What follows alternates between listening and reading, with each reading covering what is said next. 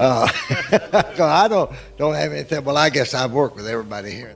George Lindsey and Frances Bavier worked together for years on The Andy Griffith Show, but behind the scenes, their relationship was anything but kind.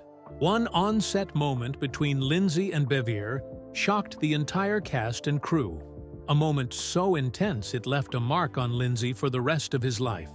What really happened between Goober and Aunt Bee? And why did it leave such a lasting impact on Lindsey? Let's get into the details from the start. George Lindsey was born on December 17, 1928, in Fairfield, Alabama, during the tough years of the Great Depression. His early life wasn't easy. His father, George Ross Lindsey, worked as a butcher, but often struggled to keep a steady job. His mother, Alice Smith Lindsey, suffered from a painful bone disease called osteomyelitis, which made life even harder. Because of these challenges, George spent much of his childhood being raised by his grandparents in Jasper, a small town in Walker County. As an only child, he found comfort in the local movie theater, where he spent hours watching films. These movies planted the first seeds of his dream to become an actor.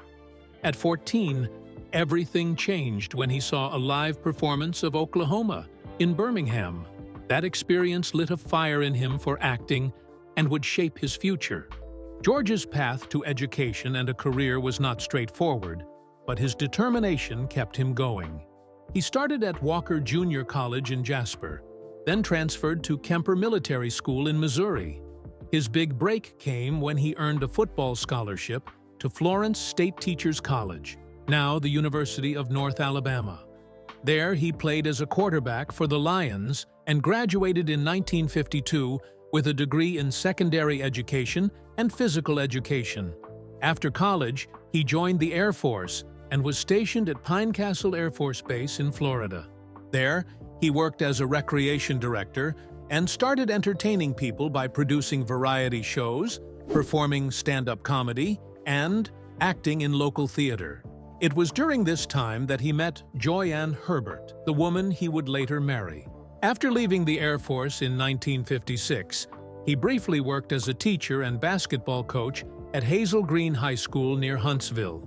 Determined to pursue acting seriously, George moved to New York City and trained under the legendary actress Helen Hayes at the American Theater Wing. On Broadway, he appeared in two major productions, Wonderful Town and All-American. In All-American, he played Moose, a clueless football player who needed help understanding the game. His time on Broadway was very different from the comedic roles that would later define his career, showing his range as a performer. In 1960, he even appeared on the quiz show To Tell the Truth, pretending to be a Florida spear fisherman before revealing himself as a nightclub comic. George's journey into television began with dramatic roles that showed his versatility. He appeared in several episodes of Gunsmoke between 1963 and 1972, playing a variety of characters. He also made appearances on hit shows like The Twilight Zone, The Rifleman, The Real McCoys, Daniel Boone, and Voyage to the Bottom of the Sea. One of his standout moments was on The Alfred Hitchcock Hour, where he proved he could handle serious roles. In 1964, he acted in the film Ensign Pulver, taking on larger roles.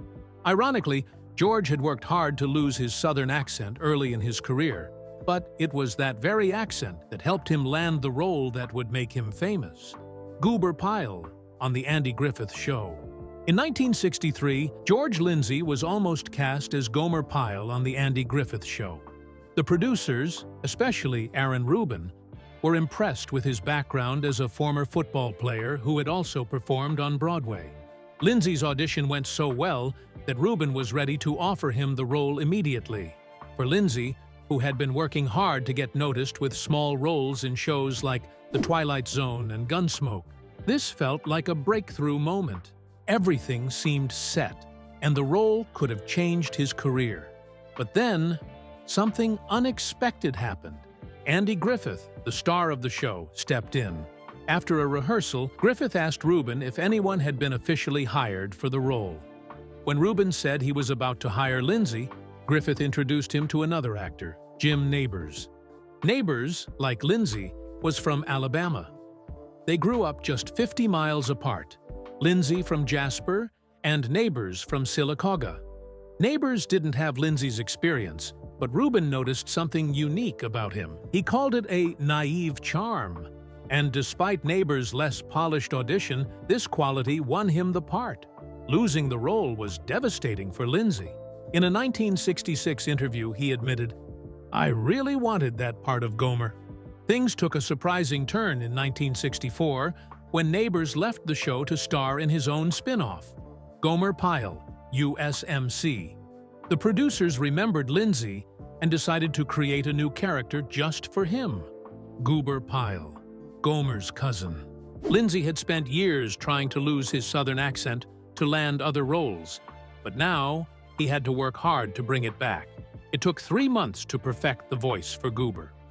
Unlike Gomer, Goober was designed to add his own personality to the show, not replace his cousin. Lindsay played Goober in 86 episodes of The Andy Griffith Show between 1964 and 1968.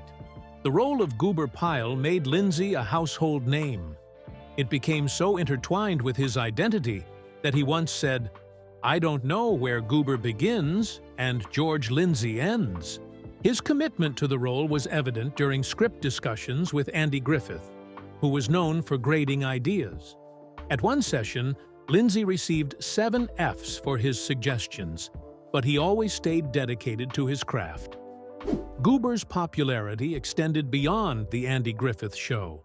Lindsay continued playing the character in spin-offs like Mayberry RFD and even on Hee Haw, keeping the role alive for over 20 years.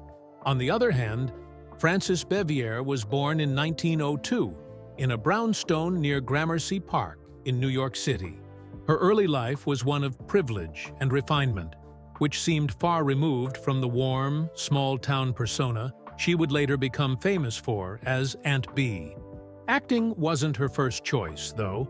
She originally planned to become a teacher. In the 1920s, during the lively vaudeville era, Frances made a surprising leap into performance, a decision that shocked her upper-middle-class family. Later, during World War II, she showed bravery by joining the USO, performing for U.S. troops stationed in the Pacific. These shows often brought her dangerously close to combat zones, but she didn't shy away from the challenge. Her acting career on Broadway was long and impressive, spanning 25 years. She made her debut in 1925 with The Poor Nut and went on to appear in more than a dozen productions. Some of her most memorable performances were in On Borrowed Time and Point of No Return, where she acted alongside Henry Fonda. One of her career highlights came during the early 1940s when she performed in Orson Welles' groundbreaking production of Native Son. Frances was versatile, taking on both serious dramas and light-hearted comedies, showing her incredible range as an actress. Her final Broadway performance was in Point of No Return in 1951, marking the end of an era and the start of a new chapter in her career. Her move to television began with the 1951 sci-fi classic The Day the Earth Stood Still. After that, she played a variety of roles, surprising audiences with her range. In 1955, she took on the role of Aunt Maggie Sawtell, a tough frontier woman in an episode of The Lone Ranger, a stark contrast to her future role as the kind-hearted Aunt Bee. In 1957, she played the mother of Eve Arden's character in The Eve Arden Show. Despite being only 6 years older than Arden, her journey to The Andy Griffith Show started with an appearance on The Danny Thomas Show, where she played a character named Henrietta Perkins. During the filming of the Mayberry RFD episode The Racehorse in 1968, a dramatic incident unfolded that left the entire cast and crew stunned. The episode's storyline involved a racehorse, with a key scene showing Aunt Bee objecting to a jockey using a whip on the horse. Ironically, this theme of taking away a whip mirrored a real-life conflict that would happen on set between takes. The filming took place during a challenging time for the show, as it transitioned from The Andy Griffith Show Post-Mayberry RFD without Andy Griffith as the lead. The cast was under pressure to keep the show's success alive, and tensions were running high. During a break, George Lindsay, who played Goober Pyle, was joking around as he often did. Lindsay, known for his boisterous personality and colorful humor, had a background as a nightclub comedian. His loud and sometimes crude behavior was a common way to keep the crew entertained. However, on this particular day, perhaps due to the stress of the transition or the heat at the racetrack location, Lindsay's jokes were more over the top than usual. His behavior, while normal for him, clashed with the more serious and professional atmosphere that some actors preferred. Frances Bavier had enough of Lindsay's antics. Bavier, a classically trained stage actress, took her work very seriously and often found Lindsay's humor inappropriate.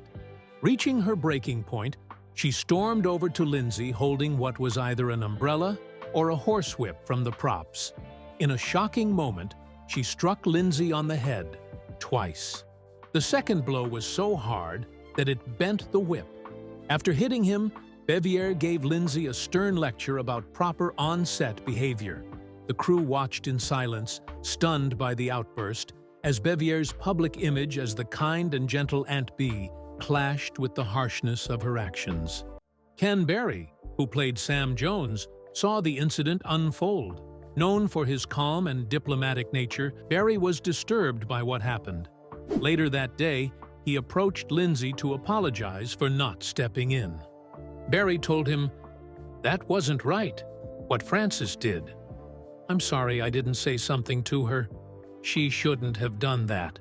This private apology highlighted how inappropriate Bavier's reaction was, especially to someone like Barry, who usually avoided conflict. After the incident, Barry often tried to ease the tension between Bavier and Lindsay during filming. The event left a lasting impression, becoming one of the most notorious moments in the show's history. George Lindsay even included it in his 1995 memoir, Goober in a Nutshell, nearly 30 years later, showing how deeply it had affected him. The clash not only reflected the pressures on set during the transition, but also revealed the stark differences in personalities among the cast. Frances Bavier, who played Aunt Bee on The Andy Griffith Show, often found herself clashing with the cast because of her serious, professional approach. While others joked, sang, and kept the atmosphere light on set, she stayed reserved and focused. This difference caused tension, and working with her could be challenging. Howard Morris, who directed some episodes, said it was like walking on eggshells. Even small things, like asking her to adjust her position for the camera, could upset her. Andy Griffith enjoyed a fun, relaxed vibe on set, but Bavier kept her distance and spoke very little to her co-stars, including Don Knotts. Jim Neighbors, who played Gomer, once told Andy to treat her kindly, reminding him that she was a talented actress. Producer Sheldon Leonard described her as a distant person who didn't join in the light-hearted fun that revolved around Andy on set. Her role as Aunt Bee was complicated for her. In an interview, she admitted that the character was far kinder and more patient than she felt she was in real life. Playing Aunt Bee wasn't like a short theater performance. It demanded her energy for long hours every day. She often watched others get the funniest lines and felt sidelined, telling TV Guide that she had to sit back while others got the laughs. The role even affected her personal life, as people around her started to confuse her with the character, assuming she was as sweet and maternal as Aunt Bee. This tension wasn't just professional. It also affected her relationships with the cast.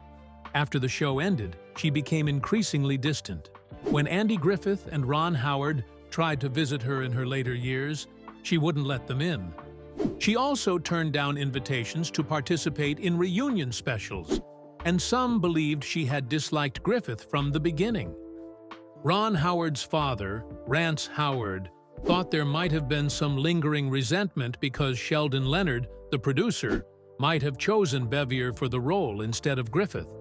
Bavier's struggle with the role ran so deep that she eventually sought therapy to help her separate herself from Aunt Bee. She explained that after playing the character for so many years, it was hard to switch back to being herself.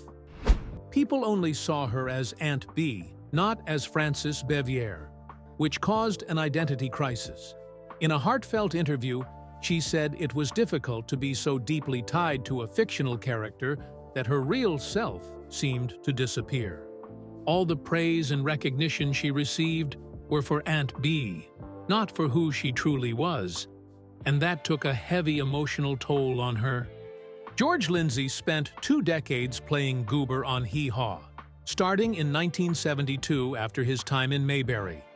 His character, originally a simple gas station worker, became more developed on the show, though he kept his rustic charm. He was a familiar face in sketches like Goober's Garage and Goober and Gaillard, as well as playing the postman in post office skits. Lindsay's background as a science teacher added a surprising layer of depth to his humor. Interestingly, before his role as Goober, he was considered for Spock on Star Trek. Gene Roddenberry wanted him for the part, something later confirmed by Leonard Nimoy and Ernest Borgnine. While Lindsay continued his career in entertainment, Frances Bavier, who played Aunt Bee, took a very different path. She retired to Siler City, North Carolina, in 1972. At first, she was warmly welcomed by the community, but over time she became a recluse, living alone with a large number of cats. By the mid-1980s, she rarely left her house. In 1986, when Andy Griffith and Ron Howard tried to visit her, she wouldn't let them in, speaking only through her closed door. Locals began calling her home the Cat House, and she stopped appearing in public altogether after 1983. Despite her isolation, Bavier made a surprising gesture in her will. When she passed away in 1989, she left $700,000 to the Siler City Police Department, creating a fund that still gives officers a Christmas bonus every year. Sadly, her feral cats caused a problem for years after her death, spreading into the countryside. Even decades later, stray cats in the area are often called Aunt Bee's cats. Lindsay and Bavier's lives couldn't have been more different after The Andy Griffith Show. Lindsay stayed active in entertainment, appearing on TV until 2009 with his last role in Larry the Cable Guy's Hula Palooza Christmas Luau. Beyond acting, he dedicated himself to charity, organizing golf tournaments for Special Olympics and building a swimming pool for a home for mentally disabled people in Alabama. Bavier, on the other hand, became increasingly isolated. She suffered from breast cancer, arthritis, and COPD in her later years, and when she passed away, neighbors were shocked at the condition of her home. The two actors, who had once shared the screen, never met again after a falling out during the filming of Mayberry RFD. Their legacies reflect their very different post-Mayberry lives. Lindsay's contributions to charity earned him several honors, including the Minnie Pearl Lifetime Achievement Award in 1997 and the Icon Award in 2007. He also founded the George Lindsay UNA Film Festival, which continues to support new filmmakers. Bavier's legacy is more complicated. Fans still visit her grave, leaving jars of pickles as a nod to a famous Andy Griffith Show episode. Her tombstone reads, "To live in the hearts of those left behind is not to die." While she is remembered fondly as Aunt Bee, her reclusive final years remain a significant part of her story.